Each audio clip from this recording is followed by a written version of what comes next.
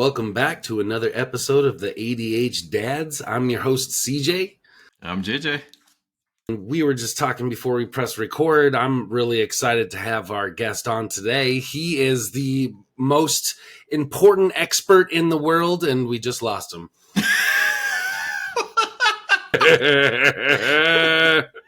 He's like, I can't handle that recognition. There he is. He's back. Yeah, went offline. Yeah. Oh, man. Well, I was just giving you this wonderful introduction saying you're the most important expert that we've had on this podcast, and that's just an everyday dad, just like JJ and I. I've been wanting to have more gentlemen on like you, Alex, that can just share with us what your journey's been like and what everyday daddom is like for you in your world, because we each kind of bring a whole set of tools and perspectives to this journey. So yeah, man, how you doing? Can you tell us a little bit about yourself? Where are you from? Where are you at? What's your family look like? And yeah, introduce yourself to the audience, man. Welcome, brother. Thank you for having me on. My name is Alex, and I'm 47 years old. I'm a Native American. I'm from the Navajo tribe, and I was born and raised in Farmington, New Mexico, which is in the four corners of the country of Colorado, Arizona, Utah, and New Mexico. Right now, I'm separated. I'm a single father to a wonderful son, and I have the best job of all time. I mean, I'd love to brag to you guys about it. The best job I have in the world right now is that I'm his father. So that I take a lot of pride in that, and very blessed to have a wise 9-year-old boy named Brandon. That's beautiful, man. I love hearing that, and I love hearing the pride in that, because not a lot of guys, when you say hey, what do you do, they don't offer that out, that father is the first thing, and that's something that I've been trying to get more familiar with and do and have a lot of pride in. When I started this stay-at-home dad journey, I kind of had like a lot of like mixed feelings about it, and it brought a lot of like imposter syndrome and insecurities with it. And I was like questioning, like, well, but I should be working or providing. And I would always tell people, well, I'm a freelance entrepreneur, I work in production, which is freelance now, and it wasn't until we started this podcast and this coaching journey that I really started owning that and having pride with it and throwing it out there, and it's really cool when I meet somebody that says like, oh, wow, that's so cool, man, and really enjoys that. But there's always other people that, say like, you do a podcast for what? For dads, and well, what qualifies you to do that? And I always tell them like a whole bunch of mistakes. I've tripped and stumbled a lot of the way, and I think that I have a good piece of accountability with that. So I think that gives me a little bit of an edge or a superpower at times when it comes to this whole journey. So that's my qualifications. I got a PhD in boneheadedness. So welcome, brother. If you've also had that journey, you're well at home with the rest of us. That was mine, and is. Yeah, but I made plenty of mistakes too. And New Mexico, man, I had my grandma's. My grandma's sister was out there, and we always used to make some trips up there to go visit some family in Oklahoma and stuff. And there's only one place that I said that had like better Mexican food than Arizona, on the border where I grew up, and that was Las Cruces, New Mexico, where we'd go visit my great aunt. So, man, I'm jealous of the culture that you grew up in. Man, that's a lot of really cool history there. And what did that look like for you as in growing up then? And what did your family look like? Well, I'm the oldest of three boys. Christopher was the middle child, and Valentino was the youngest. My mom and dad were both. Well, my mom was full Navajo, and my dad was half, but the other half, he it's up for debate. I hear different stories about where he came from, but they both shared equally that they had a rough childhood, and they didn't have the most loving parents that they possibly could have, but they raised us the best they could. They loved us very much. I just believe that they didn't have the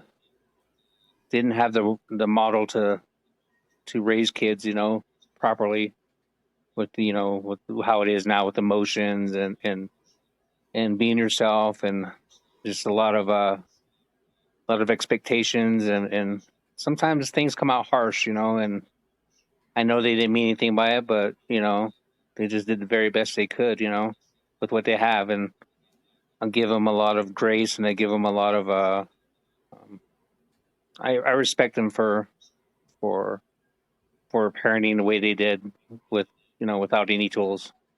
So I'm Hmm. thankful. I think that's admirable. Is that something that you kind of came to in conclusion at some point in your life, or did you kind of always have that perspective in your life, and recognition that things weren't maybe as perfect as you liked, but they were humans and you were trying, or was there certain age or time in your life where you got that? Honestly, I never really thought about it till just recently. So I started going through my journey, and I realized, where I came from and how I ended up the way I am. There was a lot of things that I personally didn't look at that was weighing me down. That was buried deep inside me that I never even knew how Mm. to pull it out. Till I finally did. Buddy, let me ask you a question about that. So you were growing up, and your parents were doing, like you said, the best that they could with what they had. And now you talk about this being the best job in the world is being a dad. What did that journey look like to get to this point where you are today? Bragging about the fact that you're a dad, and this is like the coolest gig you've ever experienced.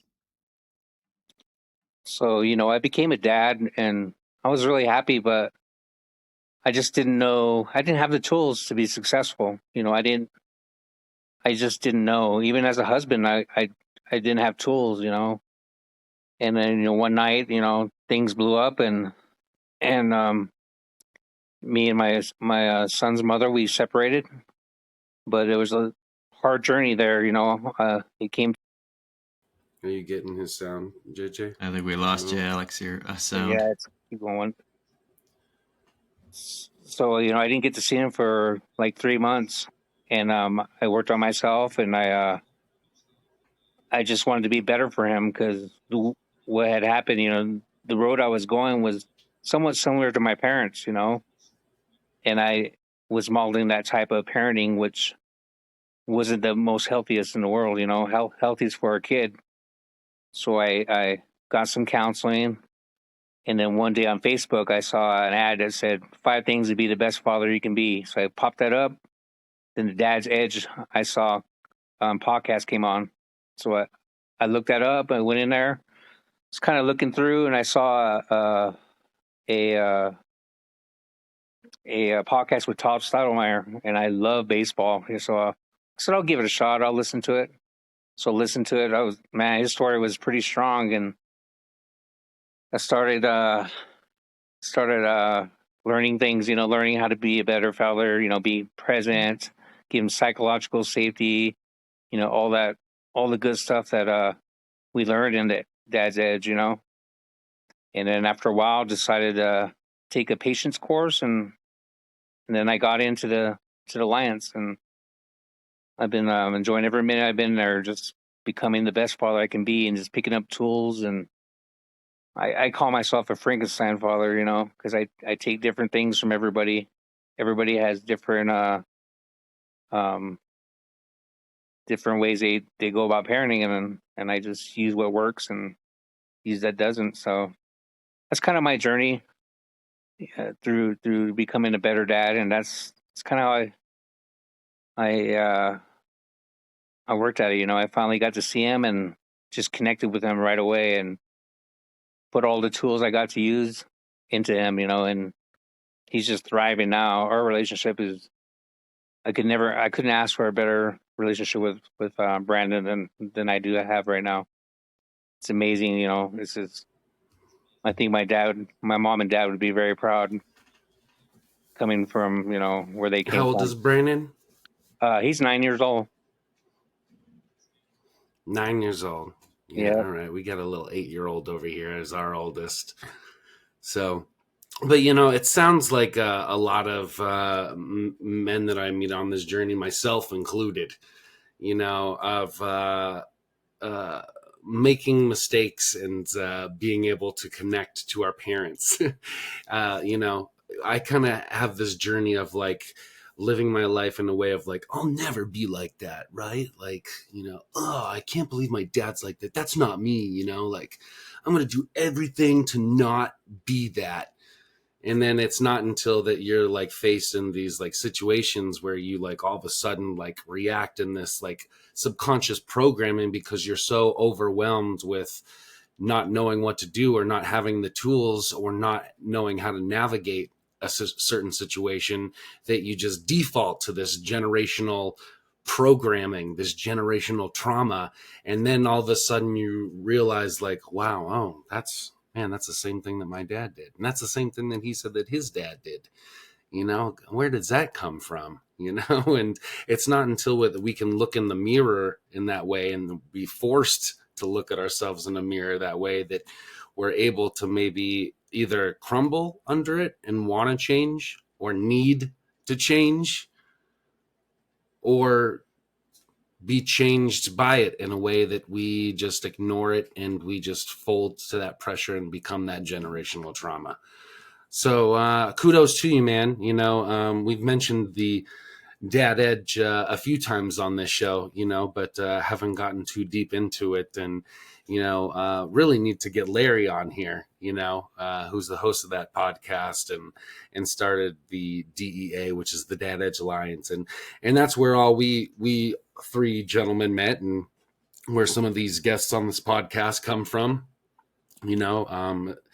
It's daily calls, topic specific between finance and, all sorts of stuff. So, and met a lot of good men in there and heard a lot of really great stories, and from all aspects of life. So, it does wonders. And so that tribism and that community really can bring us together and connect us in ways that I was really looking for when I joined that community.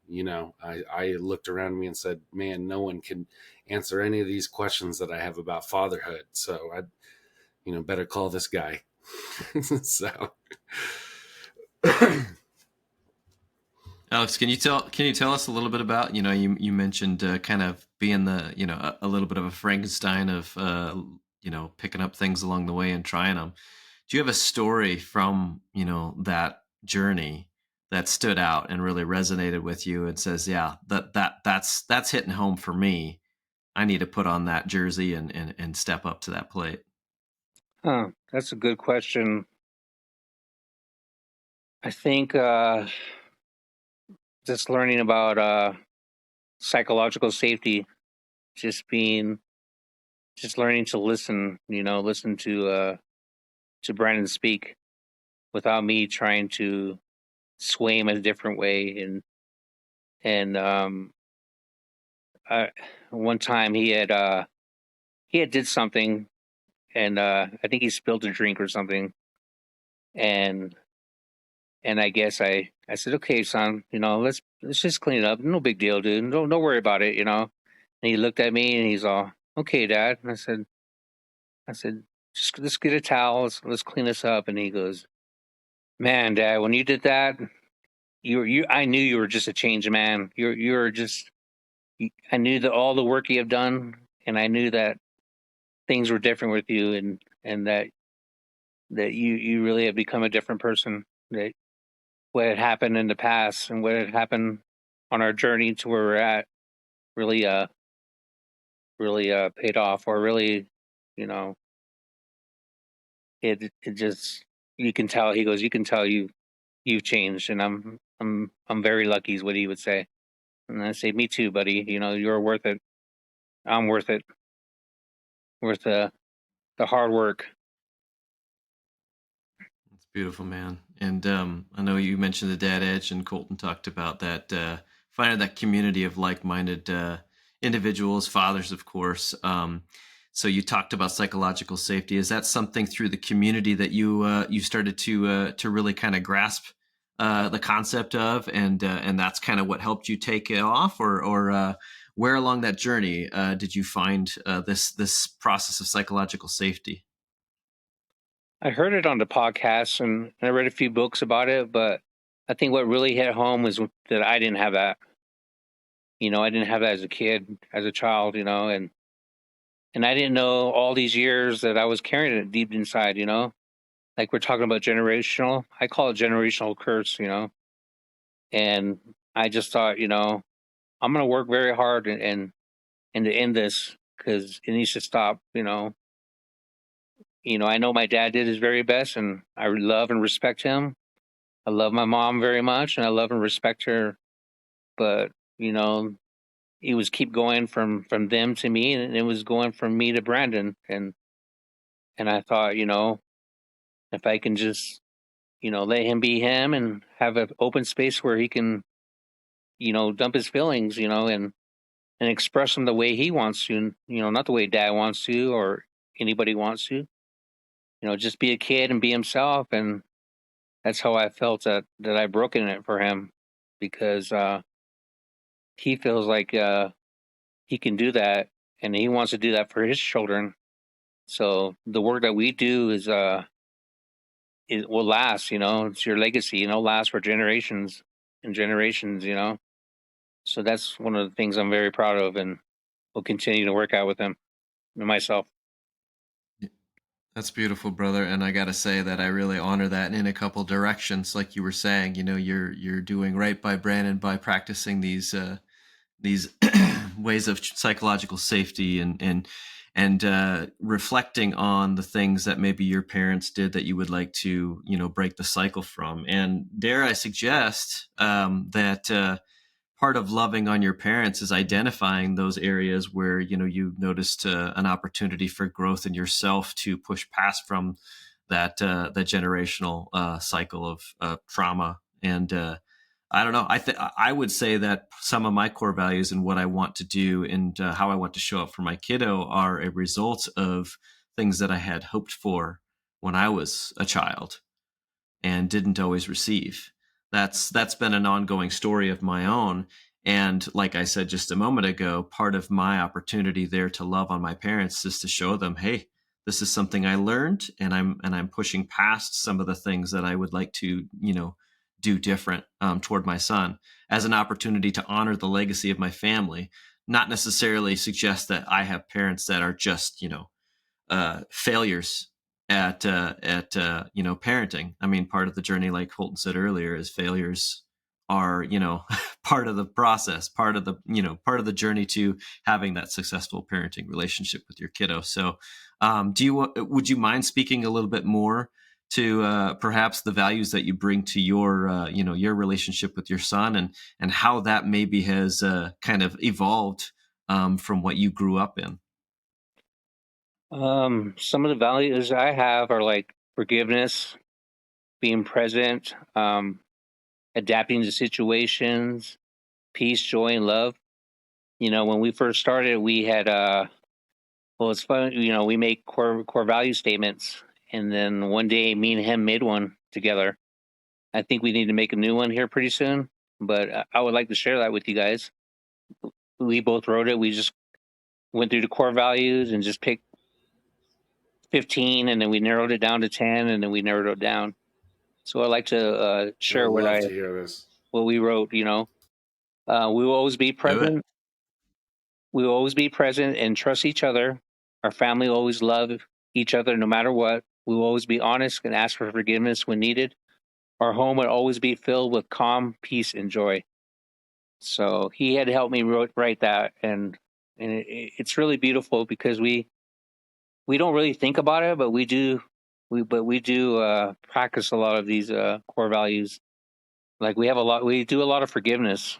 When one of us makes a mistake or we get upset, we take a little time, we reset, and we ask each other for forgiveness.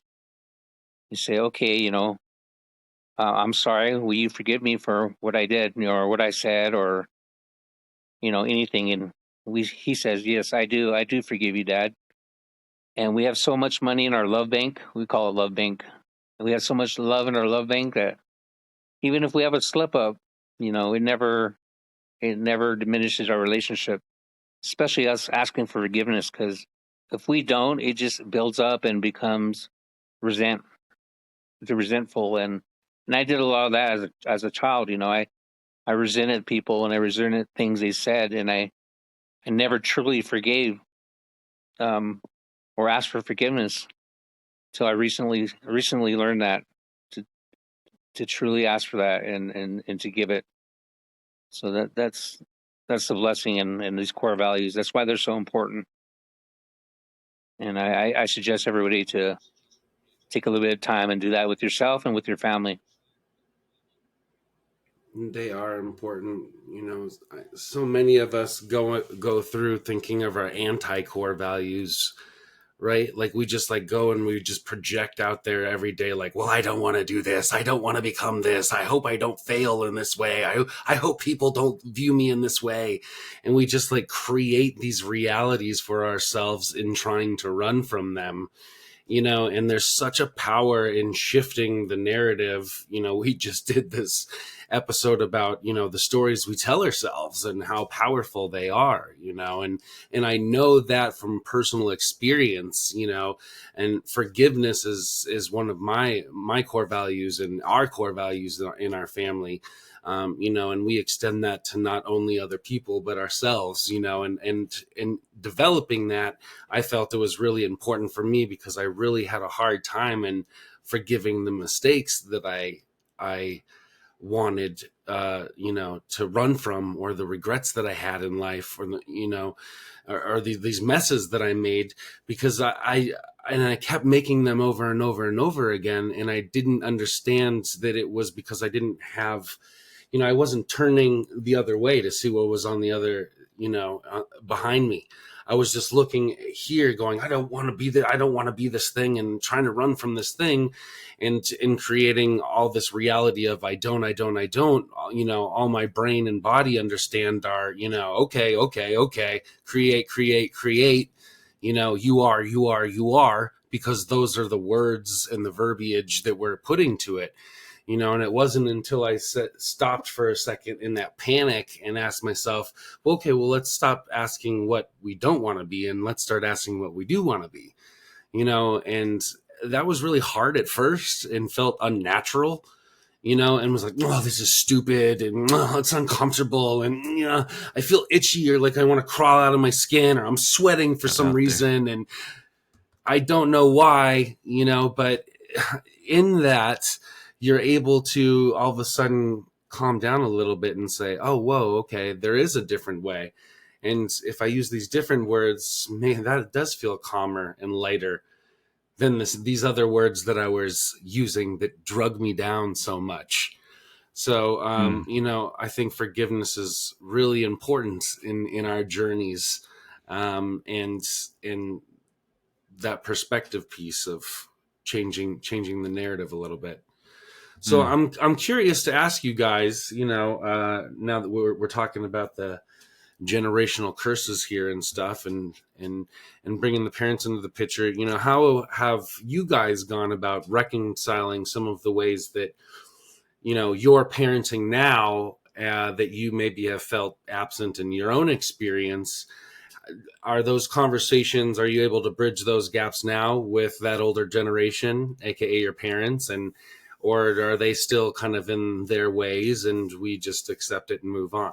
I'm just kind of curious where you guys are at with it.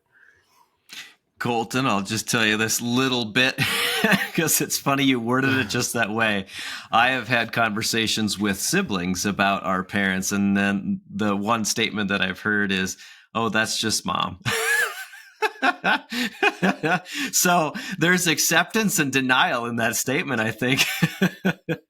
Like, Yeah. oh, is this just who they are? Are Well, we are I we are we going through this anguish, this this mud, where are we going and getting ourselves really dirty so we can come out the other side and find a way to a healthier, cleaner living? Is this our torch to carry? Are we taking this on, or do we need to now try and suggest to the older generation, I've found a better path? That's one thing that I've actually been challenged with, that I struggle with, because I have that I have not had that conversation with the older generation, like you, who has had it and seen some recent success with it. So I appreciate the question, but I will say that I have a pause to my answer. well, and I only speak because my story is very similar to yours, JJ, in that and I wouldn't even call mine necessarily successes. I'm still trying to have those conversations and bridge that gap. But the way that you kind of posed it there was kind of interesting to me, because I'm pausing on what I'm saying because everybody froze on my screen, so I don't know I if hear they've you. caught up I yet. see you. Okay, You look like it's a pixelated mess, but we see you. You're still beautiful. okay. Yeah, I'm having trouble over here with my internet today, it seems, and my air conditioning, which is why I'm sweating so much. Our walls have rotted from the water damage of Hurricane Hillary out here. So the asbestos guy came today and did an analysis, and it was not good. So we have these industrial size dehumidifier fans running in the house right now, and the AC is turned off, and it sounds like we're in an OK Go music video or a Missy Elliott music video or something, where there's just fans everywhere. And it's hot, brother. I'm just hot. I'm trying to get through this interview with a shoddy internet and no AC, and you guys keep freezing on me. So Well, like you said, stumble along the way to success, buddy. We're right here with you. We but forgive but Back you. to that quote. But yes, back to that question. My journey is just so similar to yours, and I'm still trying to bridge that gap. And you said, sometimes in those efforts, that when we talk to our parents, that it does suggest that I've found a better way. And I don't know how the older generation of our parents will receive that message. I don't know if they're necessarily open, or would you be open to the idea of your kids coming and saying, hey, you me up, and I've found a better way. Listen to everything that I've done better in my way of doing this, So Well, that's that's a part of the. delicate conversation to navigate, right? Without offending anybody. Correct. Yeah, and that's the part of the conversation where we continue to learn these skills to to create even psychological safety for the other direction, and to to our parents. What does that look like? We can talk about the things that we think and the things that we feel, and we can present it as such. And this is our being. This is our experience in life, and it will probably result in a difficult conversation that could be a little tense. And even further, it's possible that you will be denied your right to have those thoughts, because those thoughts don't align with somebody else's thoughts, aka your parents. But as we know full well that whatever their perspective is, I have my proof, you have your proof.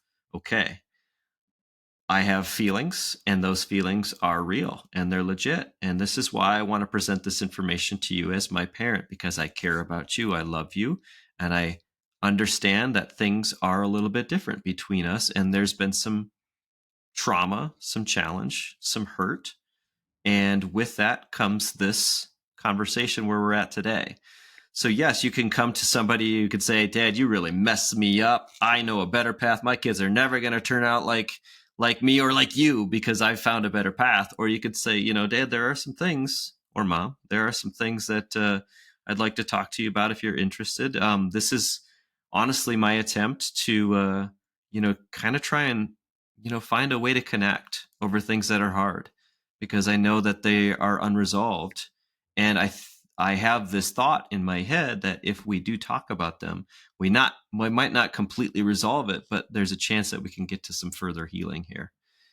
And I like the idea of that open conversation, that invitation to connect, as opposed to, an opportunity to throw something at them and hope that, whatever damage you're creating is somehow bringing them to the light. Yeah, I agree with that.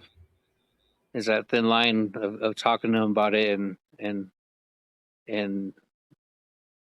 expressing how you feel, because the older generation, which I'm kind of in, is we didn't have feelings, or we didn't stop crying, go to your room or whatever, but my parents both passed away, so I didn't get a chance to talk to them about it, but I did.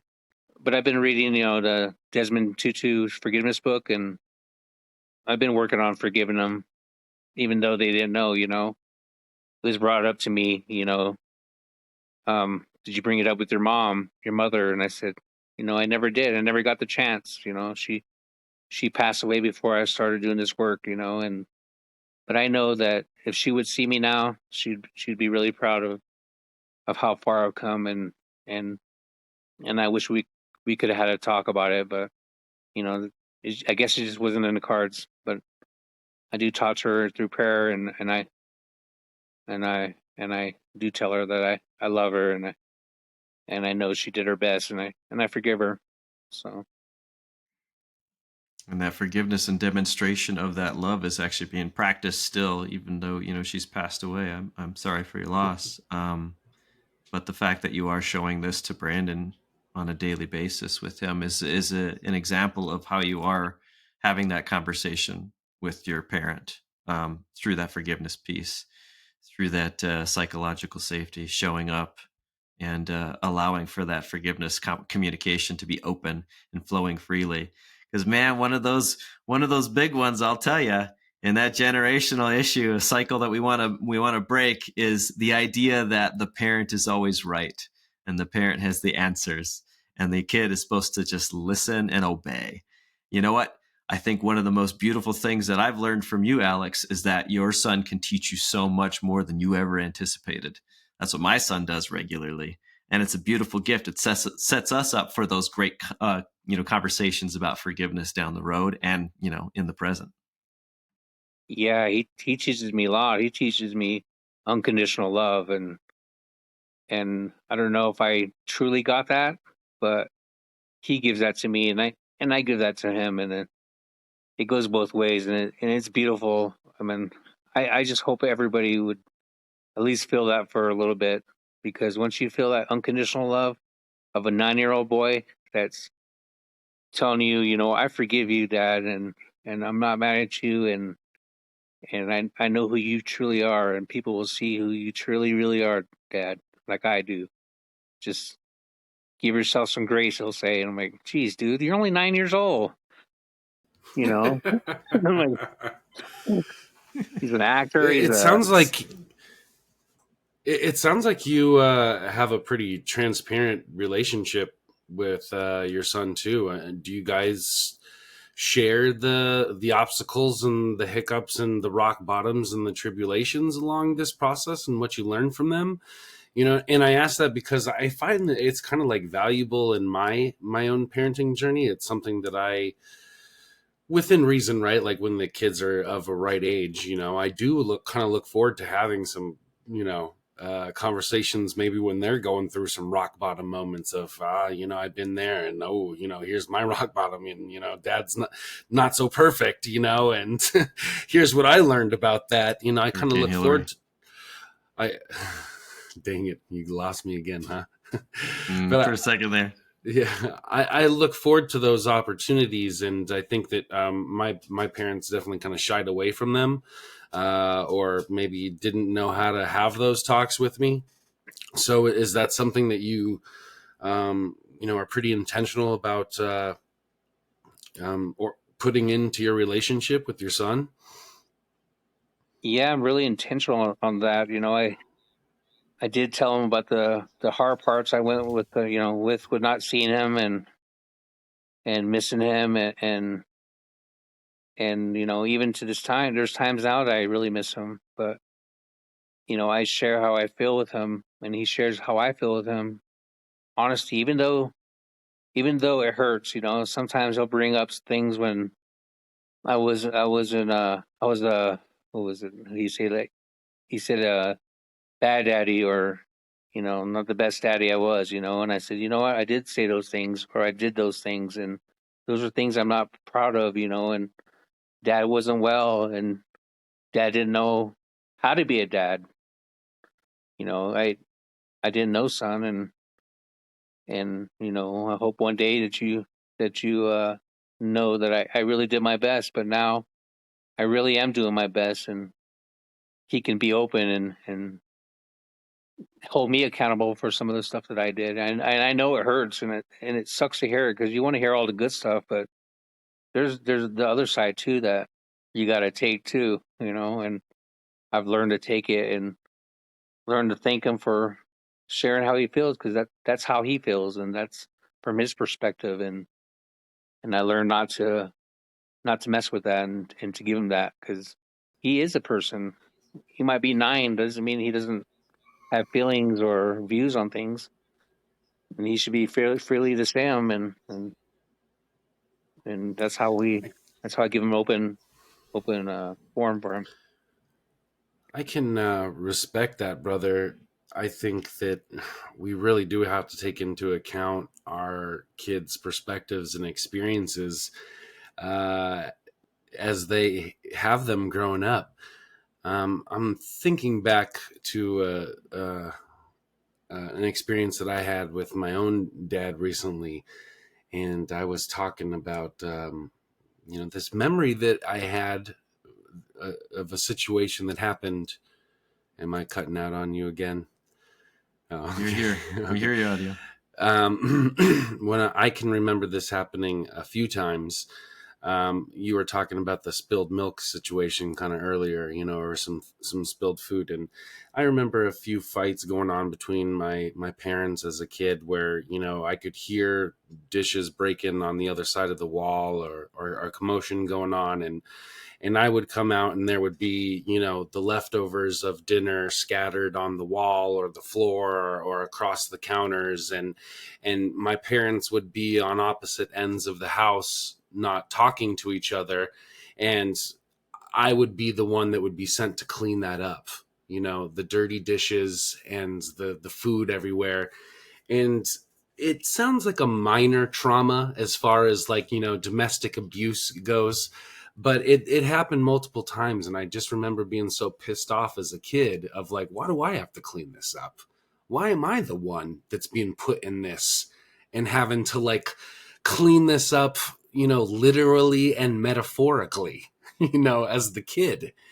And I just, those situations really stuck out to me, and I carried a lot of resentment because of that. And that happened multiple times, and again, we were trying to bridge these gaps of these generational curses, right, with our parents. And I brought this scenario up to my parents, and I said, you guys remember that? And they, no, what, that never happened, and they had no recollection of it. And it just kind of feeds itself to the idea of the way that our older generation handles it, which is sweep it under the rug, don't talk about it, go cry in the corner, it happened, don't bring it up, move on, and in that dynamic, I experienced this trauma in the form of resentment and this generational curse that imprinted on me, that I carried with. And it wasn't until maybe I was sitting in a relationship with an ex-wife, in the relationship, and there was a bowl of, food spilt on the counter myself after an argument. And I go, this is familiar. How did this happen? How did we end up here? That you start asking these questions and seeing where this comes from and why you just did this in this moment of overwhelm, like your parents did when they didn't have the tools. And what questions do you ask from there? And, it's a whole process. And And that's why I really respect the story that we're talking about now, of the accountability and the presence of it and taking ownership of it, because we have to listen to the stories and the experiences of our little ones, as minor as we maybe think that they are, could be something that is traumatic and imprints that generational curse upon them that they won't know how to deal with later. So I think the more that we are able to talk about this and go, oh boy, yep, I messed up, and I would sure like your forgiveness, and what does that look like for you? And what can I do? And this was my experience, not saying it's right, but what can we do to compromise and build something together so that you don't go do this 20 years from now and not know why? Yeah, it's crazy how you slip in. You don't even realize it. And then you're wondering why, what the heck's wrong with me? Why can't I talk about things, or why can I express to this person how I'm feeling? And it's just it's crazy. Even, I don't want to be like my dad, I want to be like my dad, or I want to be like my mom, or I want to be a good person, but you know, some of the stuff that we pick up on the way, it just comes back until you tackle it. It's crazy, and my son's he's gonna learn that. He's 9 years old and he's learning things that I didn't even learn until I was like 45. It's crazy. Like, dude, you're like so far ahead of the game on emotions, That's and the goal, though, right, brother? it I is. It mean, we really want them is. to be able to double down the next generation, and then double down, maybe triple down the next generation, right? I mean, that's my goal as a father. I don't want them to be as good as me. I want them to be better than me. I don't want them to know everything that I taught them. I want them to know everything I've taught them and more, and be able to come back and teach me stuff, and we can build again that bridge to the next generation. And then the balance is we don't want to put that pressure on them to say, Yeah. I was trying to improve, and I know that you have the opportunity to be better than I was. We still want to be that example. Yeah, you do. Well, But yeah, and I think that like you say, it's more of an example rather than teaching, and I think a lot of us miss the ball on that. We want the kids to be better than, so we try to teach them, give them the words rather than living up to it. And they say the best examples are caught, not taught, and that is definitely true. And the older that I get, the more that I realize that all of those arguments that my dad and I had, I now agree with. But he was doing it at a volume of a voice, and he was throwing the food around the kitchen, so I couldn't hear anything, because all I was worried about is, damn it, I'm going to have to clean this mess up later, so I tune out, so, but the older that I get, I like, all of a sudden I can tune in, and the Charlie Brown voice of the wah, wah, wah, all of a sudden becomes clear in like when I turn every year older, like I get more and more of those conversations become clear, and I go, wow, that was what dad was trying to say, but we just couldn't connect in his generation and mine, and we didn't have the language but now that I walk through this and stumble along the same mistakes, I'm realizing that he was trying to tell me something back then, but I wish that he walked it a little bit better, or with more dignity or grace. And, Yeah. that's, I think, the journey that we're all trying to do now in this generation, and exemplify it rather than teach it, and that's a lot harder said than done, brothers, Yeah. And I've lived out this destructive, internal dialogue at times. We talked about unconditional love tonight, and what does unconditional love look like when I am upset at my kid, and maybe I don't have a great reason to be upset. I'm just like, I'm irritated, I'm frustrated, and now my kid's being told that I love them unconditionally, yet I'm upset about this. That then the internal dialogue goes to, yeah, I'm not living up to my best self here, and I'm showing this to my kiddo. So then we go back to that forgiveness piece for ourselves, and for to display that to our kids. It's okay to feel that guilt. We don't want to impress upon them shame because of our own our own internal dialogue, trying to talk ourselves up, to a frenzied state. That's the challenge that I think that a lot of us, find ourselves in, is that we say one thing and then we, sometimes act a different way, and our kids are left wondering, well, which message is this, and what does this say about me? Um, and I think it's very important. This big conversation that I'm seeing tonight is, that the stumbles along the way are a gift that we were given by our parents, and they're something that we actually give to our kids and to ourselves, if we really can, embrace ourselves for our imperfect ways. And that's what I tell them. I say, no matter what work I do, no matter what I've done, I make mistakes, buddy. I make mistakes, and I own up to them, and I learn from them. I mean, it's okay, because we're not perfect. Dad's not perfect, and I'll never claim to be perfect. But I'll tell you what, I'll do the very best I can for you, and that's what I do every day.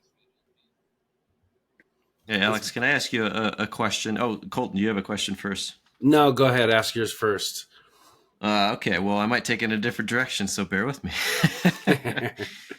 But Alex, as you mentioned, you had gotten separated, and you had gone through,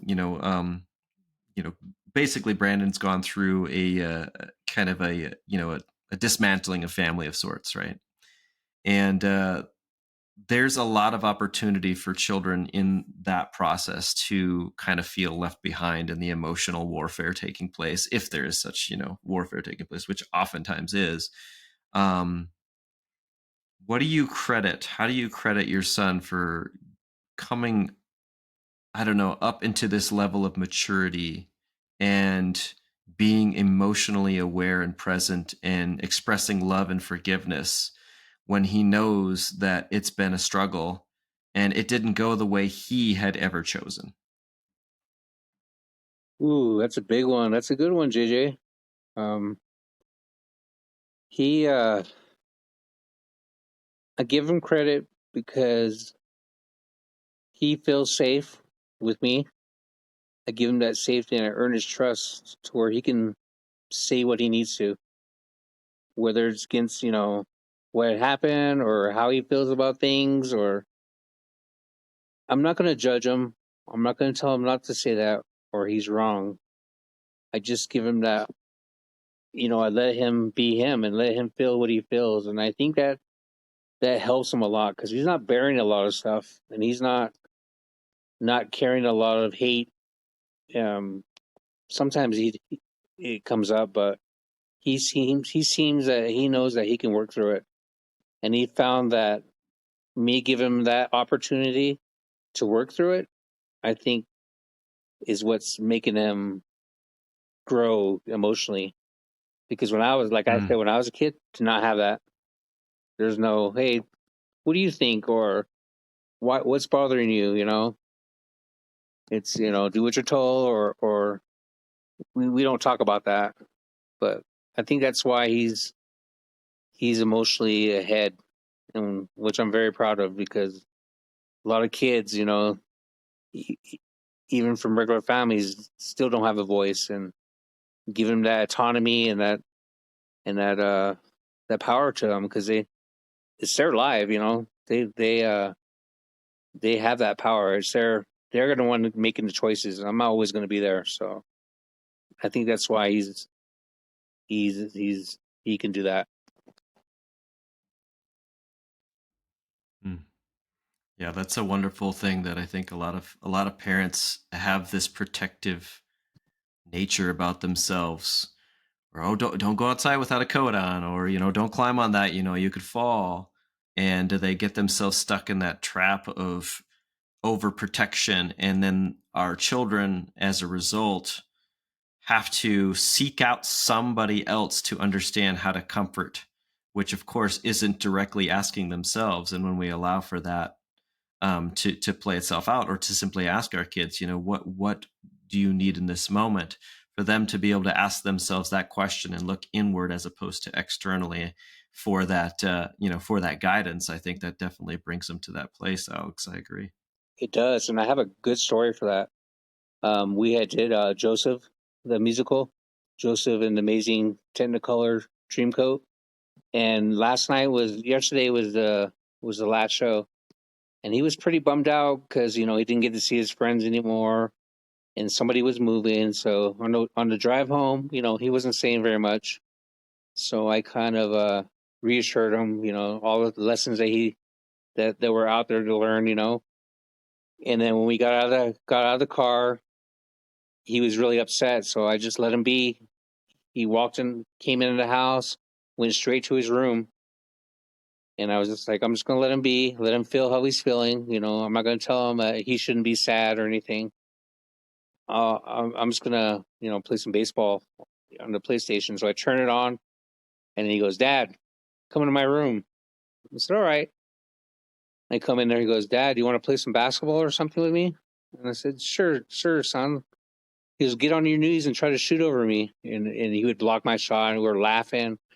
And then we just started connecting. And all of a sudden, about 15 minutes later, he goes, "Dad, I'll still be sad tomorrow, but I feel pretty good right now." And I said, "I'm glad, son. You worked your way out of it. That's a great lesson, dude. Sometimes you just let you feel it. Don't drown in it, but feel it and then let it go." So, he's amazing. My dad's in my spot was always the hot tub. We would go out there and look at stars in the backyard and sit in the hot tub. And I don't know what if it was the heat, the chlorine, the mixture of the two, but it would always bring out these intimate conversations where we could connect about some of that stuff and open up about some stuff that we just couldn't at the dinner table or in the car or stuff like that. So, those moments are there, and I really am grateful for them. As we wrap up here, I wanted to pose you guys a question.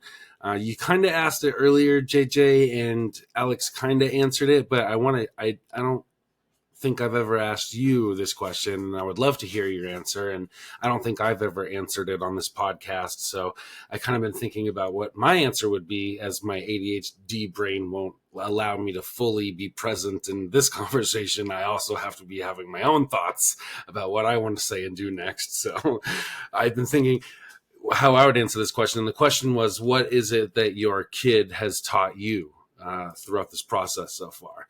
And Alex kind of said like some stuff about unconditional love and forgiveness. But I want to pose that question to you guys if you have a different answer, Alex, and to you, JJ. What is it what is it that thing that your kid has taught you that maybe you didn't know before you were a parent that you have during this experience or through that relationship with your kiddo? Well, then I've got everything figured out. Yeah. No, Well, first he off, just told I you want the to. other day, right, that you know more than mom, so you know everything because you know what kind of cereals you have, and you didn't have to look. Oh So, man, yeah, guys, that was so funny. He told me, he says, "I know everything," and I was like, "Oh well, what makes you think that, buddy?" Earlier in the day, he asked me, what cereals we had on hand, and I told him, while not looking in the pantry, what cereals we have. So that's later what he used as his answer for why I know everything. And so I just love that, telling that story. I think that's hilarious. And if I know all the cereals we have on hand and that makes me a genius, well, I'm gonna take it.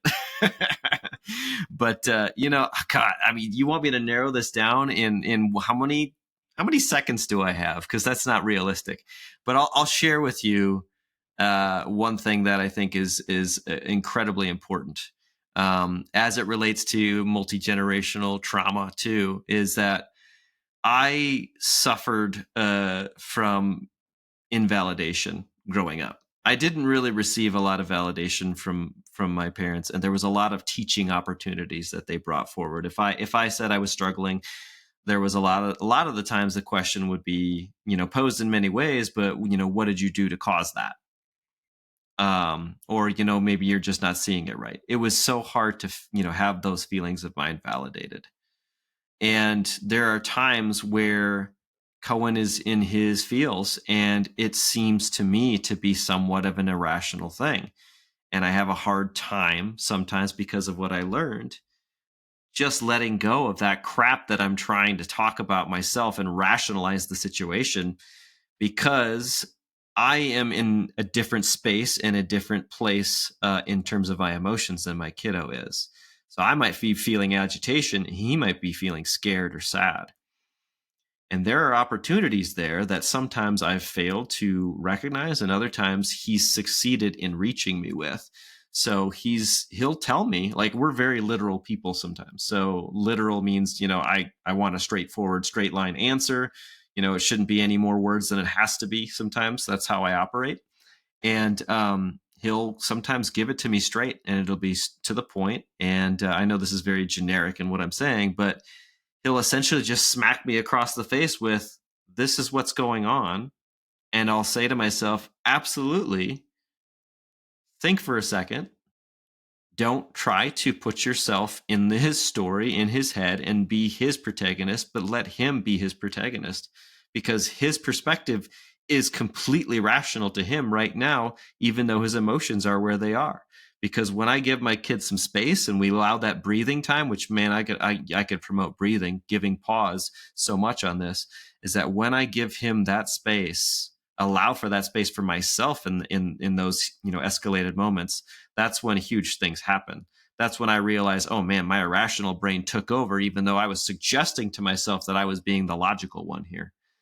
So that's happened many times, which, dare I just call myself out as a failure in so many moments with my kiddo, but they've happened, as a regular thing. So I guess what I'm saying is, our kids have voices, and they're actually very powerful and clever and brilliant, and they need to have the opportunity to speak.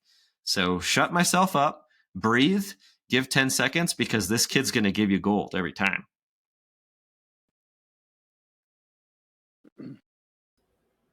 Alex, has your answer changed at all, or from that question earlier?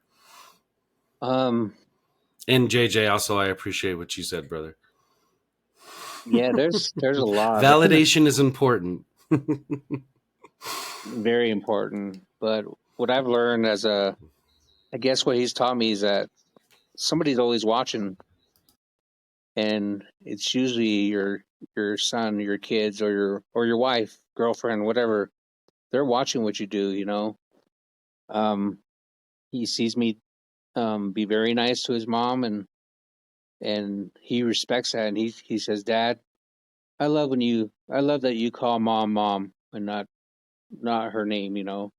That really makes me feel good, and I don't do it on purpose. I'm just doing the right thing, and he's watching, and he's taking notes in his head because we're their role models. Whether we ask to or not. He might like Michael Jordan, or he might like Joseph the singer, but his biggest role model is his dad. And if he's watching and learning, um, it makes me be careful what I say or what I do, because he carries it on, and our legacy is going to go forever if we keep this, keep it rolling, keep the good things that we're doing, and he's going to pass it on to his kids, and his kids are going to pass it on to their kids, and all the clouds and everything will be lifted, and I had never thought of that as being a father. I would have never thought that you can change your projection on having the worst day of your life and making a pivot and going to the right direction. And he saw that, and when he has his own things that he's going through, he's going to do the same thing. He's going to pivot and come out on top. We all read the book. He comes out on top. So that's what I learned from him. That's awesome. I love hearing you guys speak about this, and not just because it's right in line with what I'm about to mirror, but I think that it's just really, I think too, because there's 2 points that I resonate with you guys saying this, and one is, see how I have to say resonate twice, JJ. My wife is behind me on the other side of this curtain, so I know she's listening. I know she says I did great. So, but this resonates with me in 2 ways. One because like I feel like my answer is also the thing that I felt was my weakness, and that I could never, that was unattainable to me before I was a dad. And once I became a dad, now I feel it's my biggest strength. And it was the thing that I feel maybe I lacked in my childhood, like JJ's saying, that I now am trying to maybe fix in my experience, like Alex is saying as well. And my answer, I think, would be patience. I was just, my brain with the ADHD, was just go, next thing, fast. Life is too short. Get it done.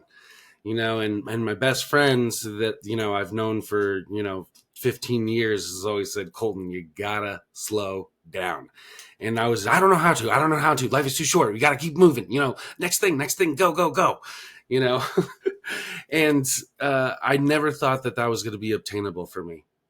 I just thought, no, I just can't. My brain doesn't work that way. I can't slow down. And it wasn't until I had kids and I saw the impact of that. Basically what you guys are saying in this, my story that I told myself was I was misunderstood. I wasn't given the space to express myself and my thoughts in a way that felt safe. I was always told, no, what did you do to deserve this or put yourself in here? No, you're wrong for telling yourself that. You are this instead, and you just need to shut up about it, and the patience aspect with a neurodivergent kid in the household here, and with 2 other kids that need just as much attention in different ways, emotionally and physically, and for safety aspects,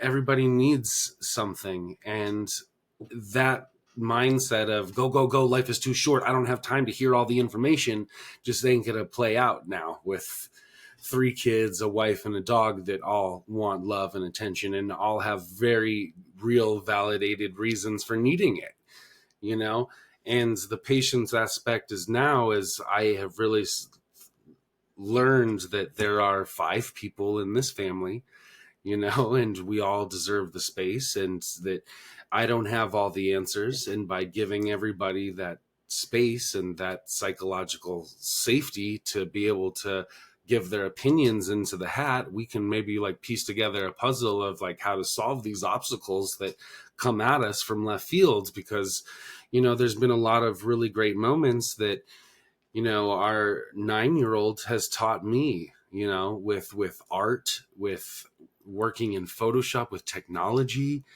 and even life lessons with, what the cool kids are doing and saying, and how they're operating and socially, and how it works in the lunchroom now, and things that I'm out of touch with. And she can offer these really like valuable insights into her life.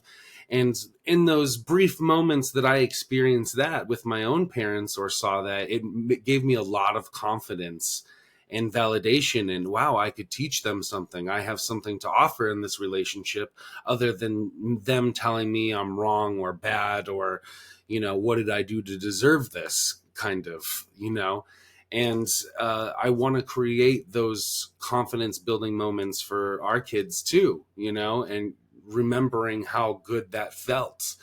And the way that I can do that is not by, telling me, or, breaking food containers like my dad was trying to do it in his way. I'm trying to do it in a way that shows them, not tells them. And that requires patience and listening and all these skills that we talk about. So what I never thought was obtainable, and what I thought was my biggest weakness, I really do feel like I'm not perfect at it. It's still, I think, my biggest weakness, but I also think that it's one of my strongest aspects and tools, and that it can be both for me. And, again, though I stumble with it, I think that patience is something that I probably think about more on a daily basis and a moment to moment basis. And thinking about that instead of running from it, like we've talked about, has really created an environment for my family where like it is at the forefront and it is a superpower, and we can create something where everyone does feel heard and psychologically safe. So I really appreciate your answers, and that is my long-winded ADHD way of explaining mine. So thanks, gentlemen, for this wonderful conversation. Thank you, Alex, for joining us tonight and taking time out of being an awesome kick-ass dad. Yeah, thank you for having me on. It's been it's awesome. And I would have thought I'd be talking about parenting 3 years ago, and then here I am. So thank you for the opportunity. I really appreciate it. Thank you, brother. And I hope our listeners got something valuable, because I know I sure as heck did. So thanks for listening, guys. Tune in next week. We've got some great guests lined up for you, and hope to just keep this train rolling, man. I don't have any plans of stopping, and I know JJ doesn't either. So, we'll get the air conditioning back on, and next time you won't have to see the reflection of my webcam off the sweat glistening from my forehead. So, but until next time, guys, I'm your host, CJ. And I'm JJ. And thank you, Alex Lee. And this has been the ADHDads.